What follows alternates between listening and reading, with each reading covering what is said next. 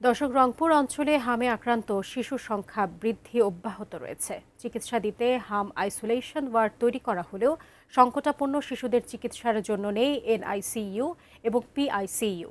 এ বিষয়ে রংপুর মেডিকেল থেকে সরাসরি জানাতে যুক্ত হচ্ছেন প্রতিনিধি শাহরিয়ার মিম। শাহরিয়ার মিম, আপনি তো আছেন রংপুর মেডিকেল কলেজ হাসপাতালে, সেখানে কি অবস্থা আজ সকাল থেকে দেখতে পাচ্ছেন, আমাদেরকে বিস্তারিত জানাবেন। কাজে আপনাকে ধন্যবাদ। এই মুহূর্তে রয়েছি রংপুর মেডিকেল কলেজ হাসপাতালে। আপনাকে জানাতে চাই যে রংপুর অঞ্চলে কিন্তু উদ্বেগজনক ভাবে কিন্তু বেড়েছে, অর্থাৎ প্রতিনিয়ত হামে আক্রান্ত হয়ে শিশু বা হামের উপসর্গ নিয়ে শিশুরা কিন্তু এখানে চিকিৎসা নিচ্ছেন।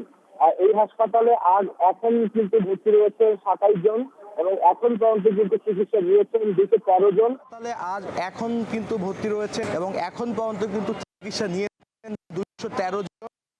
যদি আপনাকে জানাতে চাই যে এই হাসপাতালে হামের উপসর্গ নিয়ে বা হাম আক্রান্ত হয়ে যে শিশুরা চিকিৎসা নিচ্ছে তাদের জন্য কিন্তু হাম আইসোলেশন ওয়ার্ড রয়েছে। তবে গুরুতর যারা আসলে অসুস্থ তাদের চিকিৎসা সেবায় যে এনআইসিইউ দরকার, পিআইসিইউ দরকার, এই হাসপাতালে এসব চিকিৎসা সেবা একদমই নেই, এসবের কোনো ব্যবস্থাই নেই। হাসপাতালের পক্ষ থেকে বলা হচ্ছে যে বারবার তারা তাগিদ দেওয়া হচ্ছে, তবে শিশুদের চিকিৎসায় এনআইসিইউ এবং পিআইসিইউ এসব কিন্তু এখন পর্যন্ত এই হাসপাতালে সরবরাহ করা হয়নি। অর্থাৎ যার ফলে কিন্তু স্বাস্থ্যবিধিতে রয়েছে এখানে কোনো শিশুর যদি শ্বাসকষ্ট দেখা দেয়, কোনো শিশুর যদি গুরুতর কোনো অবস্থা দেখা দেয়, সেই ক্ষেত্রে কিন্তু ভেন্টিলেশনের প্রয়োজন হলে কিন্তু সেই এত বড় একটি হাসপাতাল এখানে কিন্তু সেই ব্যবস্থা নেই।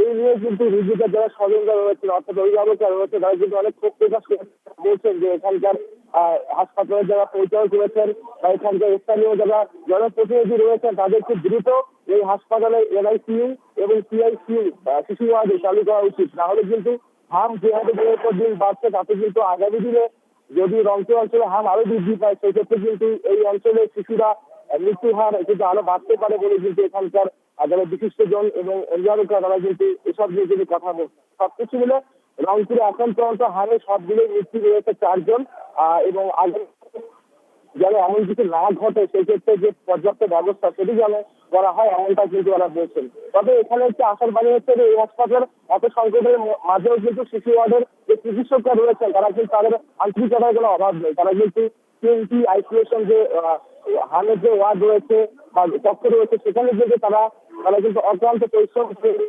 চিকিৎসা সেবা দিয়ে যাচ্ছেন। তো সবকিছু মিলে রংপুর থেকে এই ছিল আমার কাছে সর্বশেষ।